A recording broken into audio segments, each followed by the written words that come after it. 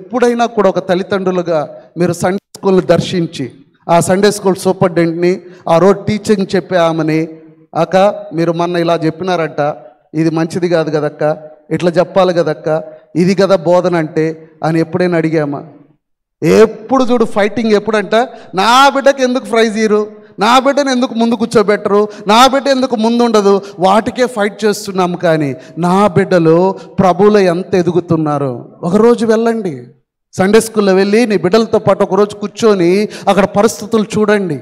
అవి వాళ్ళని సువార్త వైపు నడిపించలేకపోతే, వాళ్ళకి దైవికమైన బోధన అక్కడ జరగకపోతే, అక్కడ వాళ్ళని ప్రభువునందు ఎదగడానికి ఎంకరేజ్మెంట్ జరగకపోతే, ఆ యొక్క విషయాల్లో వాళ్ళని అక్కడ ఏం చేయాల్సిన అవసరం లే.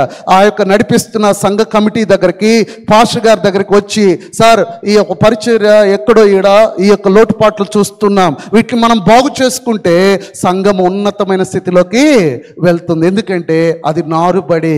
అక్కడ 10th లోపల టీనేజ్లో వాళ్ళు ప్రభుని అంగీకరించాలి.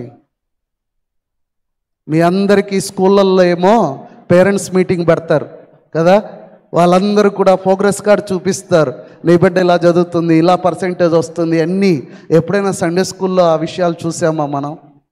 నాకేమో చర్చి విషయంలో అంత దర్శనం ఉంది.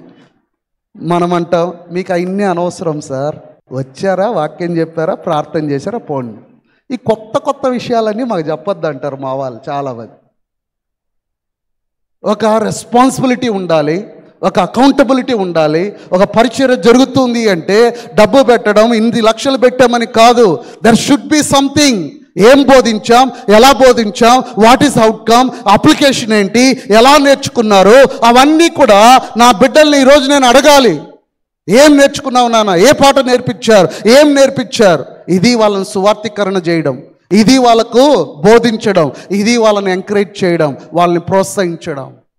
అప్పుడు నా బిడ్డలు దేవుని చేత ముట్టబట్టకు సిద్ధపడతారు. అప్పుడు ముట్టబడతారు. సంవత్సరాల తరబడి ఆ సండే స్కూల్కి వెళ్ళిన నా బిడ్డల జీవితాల్లో పరిచర్యలో వారు సువార్త చేయబడకపోతే, వాళ్ళు ఎడ్యుకేట్ బోధించబడకపోతే, వాళ్ళు ఎంకరేజ్ చేయబడకపోతే, ప్రోత్సహించబడకపోతే, నీవు నేను ఎలాగైతే దేవుని లేని జీవితం కలిగి ఉన్నామో అలాంటి జీవితమే వాళ్ళు కలిగి ఉంటారు. క్వాలిటీ లేని వాళ్ళే రేపు పెద్దలు అవుతారు. ఆ క్వాలిటీ లేని సంఘ పెద్దల వల్ల సంఘము దర్శనం లేకుండా మరలా పాడైపోతుంది. అది సంఘం కానీ సమాజం కానీ, బిడ్డలు సరైన మంచి ఎడ్యుకేషన్ వారికి లేకపోతే సమాజం చెడిపోతుంది. ప్రభువులో బోధన లేకపోతే సంఘం చెడిపోతుంది.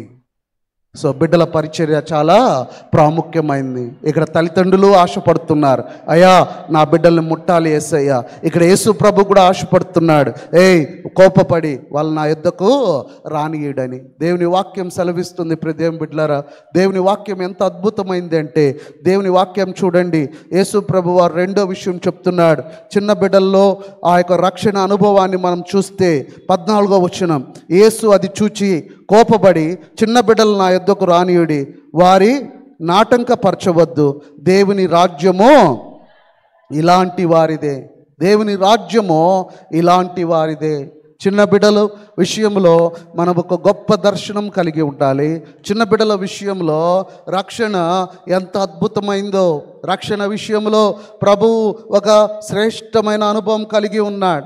ఎప్పుడట చూడండి, ఆ యొక్క చిన్న బిడ్డ ఇలాంటి వారిదే పరలోక రాజ్యం. ఆ చిన్న బిడ్డలు నా ఆటంకపరచక నా యొద్దకు రానియుడి, వారిదే దేవుని రాజ్యమో ఇలాంటి వారిదే. దేవుని రాజ్యం ఇలాంటి వారిదేనా? నికోదేము వస్తాడు. యోహాను సువార్త 3వ అధ్యాయంలో నికోదేమను ముసలివాడు వస్తాడు. ముసలివాడు వచ్చి, అయా పరలోక రాజ్యం వెళ్ళాలంటే నేనేం చేయాలి అంటే, వాడు కొత్తగా జన్మించితే కానీ వాడు పరలోక రాజ్యంలో ప్రవేశింపలేడు. ఆ ముసలివాడు అంటాడు, అయా నేను ఎలాగున మళ్ళా నా యొక్క తల్లి గర్భంలోకి వెళ్ళి నేను ఎలా తిరిగి జన్మింపగలను అన్నప్పుడు, నేను చెప్పే ఆ జన్మ గురించి కాదు, నేను చెప్పేది నూతన జన్మ, నీటి మూలముగాను ఆత్మగూలంగా జన్మించే జన్మ గురించి నేను చెప్తున్నానంటాడు. ఇక్కడ ముసలివాడిని గురించి చెప్పినప్పుడు, నీవు పరలోక రాజ్యంలో ప్రవేశింపవు, ఒకడు కొత్తగా జన్మించితే తప్ప వానికి ప్రవేశం లేదు.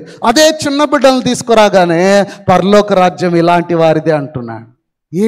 ఏంది డిఫరెన్స్? ఎందుకు ప్రభు అంటున్నాడు? వాళ్ళకి రక్షణ దేవుడు వాళ్ళకి అవసరతను ఆయన తెలియచేస్తున్నాడు. ఏంటి దీని అర్థం?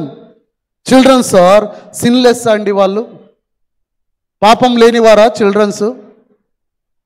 పాపం ఉన్న వాళ్ళ పాపం లేని వాళ్ళ పిల్లలు? పాపం చిన్న బిడ్డలను పాపులను బుద్ధి ఎటా అవుద్దాయా మీకు? వాళ్ళు ఎంత చిన్న పిల్లలు. ఇలాంటి వారిదే పరలోక రాజ్యం. చూడండి యెషయా గ్రంథం 7వ అధ్యాయం 16వ వచనం. బిడ్డల విషయం మనము ఆలోచిస్తున్నప్పుడు మనము ఈ విషయాన్ని తెలుసుకోవాలి. యెషయా 7వ అధ్యాయం 16వ వచనం. కీడును విసర్జించుటకును మేలును కోరుకొనుటకును ఆ బాలునికి తెలివి రాక మునుపో. ఇక్కడ ఒక అనుభవాన్ని ఆ యొక్క ప్రభు చెప్తూ, బాలుని యొక్క పిల్లల యొక్క చిన్న పిల్లలు ఎలాంటి వారు అంటే, వాళ్ళు ఎలాంటి వారట? వాళ్ళు కీడును విసర్జించడానికి కానీ మేలును కోరుకోవడానికి కానీ వాళ్ళకి ఏం లేదు, తెలివి లేదు. కీడును విసర్జించడానికి కానీ మేలును కోరుకోవడానికి కానీ వాళ్ళకు తెలివి లేదు. They don't have that moral standards. వాళ్ళు అంతలోనే కోప్పడతారు, అంతలోనే ప్రేమించుకుంటారు, అంతలోనే కచ్చిప్ అంటారు, అంతలోపల ఫండ్ అంటారు, అంతలోపల కచ్చి అంటారు, అంతలోపల మళ్ళా ఒకటవుతారు. వాళ్ళల్లో ఆ కల్మషం లేదు. ఈ కీడు, ఇది కీడు, దీన్ని విసర్జించాలి, ఇది మేలు, దీన్ని ఆచరించాలని నా బిడ్డలకు తెలీదు. అయితే ఆ బిడ్డలకు రక్షణ అవసరమని ప్రభు చెప్తున్నాడు. వాళ్ళు నా యొద్దకు తీసుకొని బిడ్డలకు ఇలాంటి వారికిదే పరలోక రాజ్యము. వాళ్ళల్లో హంబుల్నెస్ ఉంది, వాళ్ళలో ఆనెస్టీ ఉంది, వాళ్ళలో ట్రస్ట్ ఉంది. ఎంత నమ్ముతారో ఆ చిన్న బిడ్డలు. ఆ చిన్న బిడ్డల విషయంలో ఒక ఇలస్ట్రేషన్ ఇలాగ వెలుగుతుంది. ఆ యొక్క బిడ్డలు నా దగ్గర ఎంత ఉందో నీ దగ్గర ఎంత ఉందో అని లెక్కలు పెట్టుకుంటున్నారట.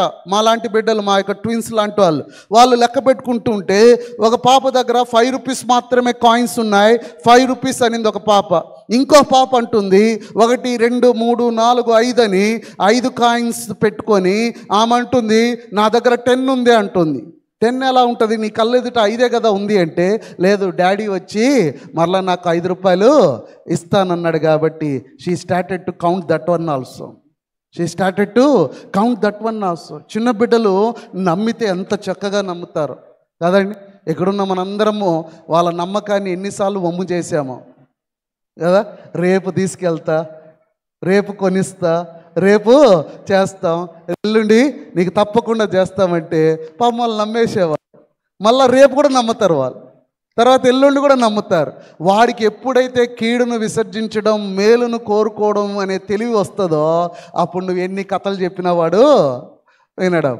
అబ్బా చిన్నప్పుడు చూసాంలే, అవి చూసాంలే, రేపు అంటావు కానీ ఆ రేపు ఎప్పటికీ రాదు అని అంటారు. ఏంటి?